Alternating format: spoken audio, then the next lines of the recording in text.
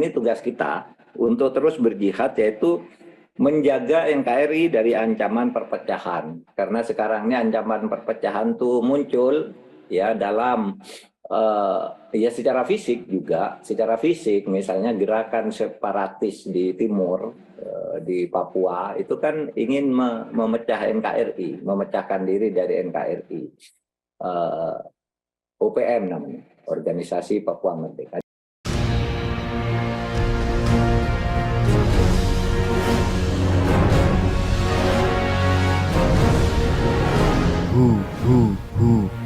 Allah. Pertama, saya berterima kasih atas kesempatan yang diberikan kepada saya untuk ikut berpartisipasi dalam muktamar ini. Tapi bersamaan dengan itu saya minta maaf karena saya masih dalam perjalanan ini di suatu tempat dan harus menuju tempat lain. Saya baru saja tadi ikut jalan sehat PBNU juga dalam rangka 1 abad Nahdlatul Ulama. Oleh sebab itu saya singkat saja untuk sekedar menunjukkan betapa pentingnya pemikiran dan langkah perjuangan Kiai Haji Hasyim Asy'ari untuk bisa menjadi teladan dan kita jaga nilai-nilai dan semangatnya untuk kita semua. Kepada saya disampaikan materi yaitu resolusi jihad, perspektif pertahanan dan keamanan. Saudara sekalian, kita sudah tahu karena kita orang pesantren atau sekurang-kurangnya sering bergaul orang dengan pesantren, bahwa jihad itu sering diartikan secara sempit, bahwa jihad itu berperang melawan musuh, artinya perang fisik gitu.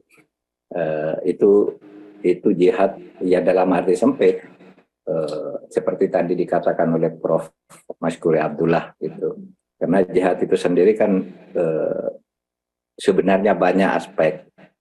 Kalau Nabi menyebut jihad terbesar itu adalah jihad melawan kita sendiri, melawan hawa nafsu.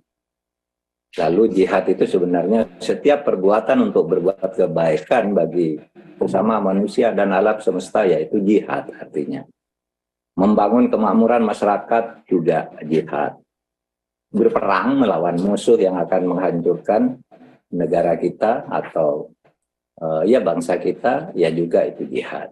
Nah, Kiai Hasyim Asy'ari itu melakukan semua itu.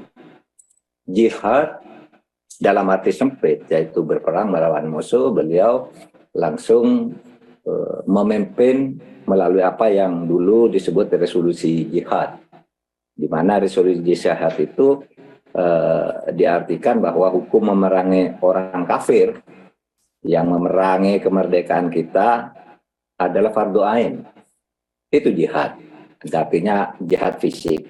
Lalu ada hukum orang meninggal dalam peperang melawan musuh serta komplotannya adalah mati syahid. Jadi orang yang melawan musuh dan komplotannya matinya mati syahid kalau mati. Kemudian yang memecah persatuan kita ini wajib dibunuh. Itu resolusi jihad Kiai Hasyim Asy'ari. Saudara sekalian, artinya apa? Yang bisa disimpulkan dari Kiai Haji Hasyim Asy'ari ini, Kiai Haji Hasyim Asy'ari ini adalah tokoh besar yang ikut berjuang mendirikan nilai-nilai dasar dan konstruksi Negara Kesatuan Republik Indonesia dan mempertahankannya secara fisik.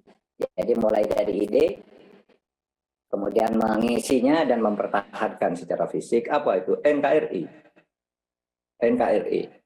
Nah, oleh sebab itu kalau kita katakan resolusi jihad dalam perspektif pertahanan dan keamanan itu adalah yang menjaga NKRI, karena itu yang diwariskan yang paling utama oleh Kiai Hasyim Asy'ari dalam konteks hidup bernegara. Ya, yang paling utama adalah menjaga NKRI, dan menjaga NKRI itu artinya harus kita lakukan dengan berbagai kekuatan, berbagai daya, yaitu melalui prospek pertahanan dan keamanan.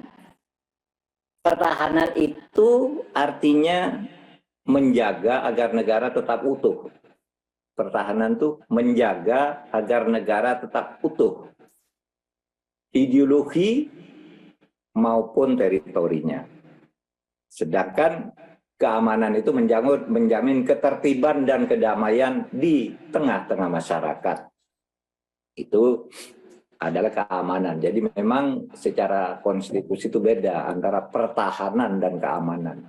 Nah, Kiai Hasyim Asy'ari mengkonstruksikan itu semua di dalam pemikiran dan tindakan-tindakannya yang kemudian kita di dalam konstitusi mengelompokkannya dalam langkah-langkah pertahanan dan keamanan. Saudara sekalian, kalau dikatakan bahwa roh utama perjuangan Kiai Hasyim Asy'ari itu adalah membangun dan menjaga NKRI, maka sekarang ini tugas kita untuk terus berjihad, yaitu menjaga NKRI dari ancaman perpecahan. Karena sekarang ini ancaman perpecahan tuh muncul ya dalam ya secara fisik juga, secara fisik misalnya gerakan separatis di timur, di Papua itu kan ingin memecah NKRI, memecahkan diri dari NKRI. OPM namanya, Organisasi Papua Merdeka. Di barat dan utara itu infiltrasi kekuatan asing secara fisik melalui penerobosan terhadap batas laut hak berdaulat kita, teritori. Jadi ancaman terhadap teritori dan ancaman terhadap ideologi sudah muncul. Nah, terhadap ideologi itu apa? Terhadap ideologi yaitu munculkan gerakan ideologi transnasional yang ingin menggantikan Pancasila. Nah, itu jihad kita yang pertama dalam konteks NKRI. Tetapi juga ada jihad-jihad lain yang harus kita lakukan di NKRI itu. Musuh kita sekarang ini, selain itu tadi ideologi dengan berbagai tawaran ideologi transnasional dan teritori. Musuh lain adalah merajalelanya korupsi. Merajalelanya korupsi. Sering orang mengatakan, tuh Pak Mahfud tuh kok pemerintah mengatakan di sekarang ini merajalela korupsi. Iya, memang iya kan. Kita tahu hampir setiap saat orang ditangkap karena korupsi, pejabat-pejabat ditangkap karena korupsi. Itu memang iya. Lalu orang berkata, kok tidak ditindak? Ya justru saya ngomong ini karena ditindak, gitu. Karena ada tindakan-tindakan seperti itu. Tetapi itu banyak sekali yang tidak bisa ditindak karena begini. Tidak bisa ditindak itu atau belum bisa ditindak korupsi itu. Ya karena korupsi itu, koruptor itu melakukan kejahatan korupsinya tanpa ikut aturan hukum. Namanya juga korupsi. Jadi dia nepo, palsu tanda tangan, menghilangkan saksi, dan sebagainya. Sehingga agak lama ngejarnya, sesudah ada identifikasi itu. Tetapi kalau kita ini, pemerintah, melakukan penyelidikan atau untuk menghukum orang yang koruptor itu harus lama. Kalau orang sedang sakit, jangan diperiksa. Kalau orang dipanggil tidak datang, jangan langsung ditangkap, dipanggil berikutnya lagi, dan seterusnya, dan seterusnya lama. Maka, saudara, nah budaya melawan korupsi ini harus kita kembangkan terutama dari pesantren-pesantren dan alumni pesantren. Karena kalau kita mau mewarisi nilai perjuangan Kiai Hasyim Asy'ari untuk menjaga NKRI dan mengisinya dengan Islam wasatiyah atau moderasi beragama, Islam yang moderat gitu, itu juga harus diikuti dengan upaya pemberantasan korupsi dan penegakan hukum tanpa pandang bulu.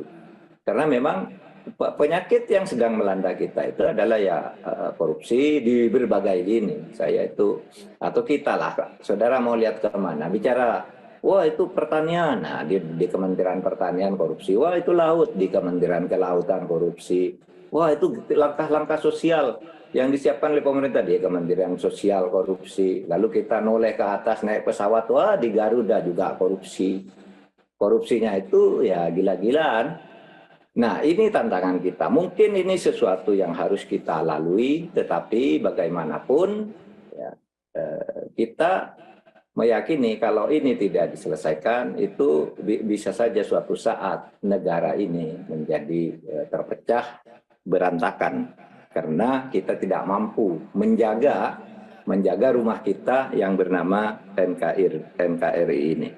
Saudara sekalian, saya hanya cukup itu saja. Mudah-mudahan kita terus berjuang, dan saya mohon pamit tidak bisa terus ikut di dalam muktamar ini karena saya harus melanjutkan perjalanan darat tadi, sehingga saya meyakini ada daftar pembicara, ada Pak Farul Rozi, ada Pak Safid Murni, ada Pak Musta'in, Pak Haris, Pak Nurholis, apalagi ditunggu oleh Kiai Maskuri Abdullah dan sebagainya. Saya kira muktamar ini akan memperoleh hasil yang bagus untuk kita semua.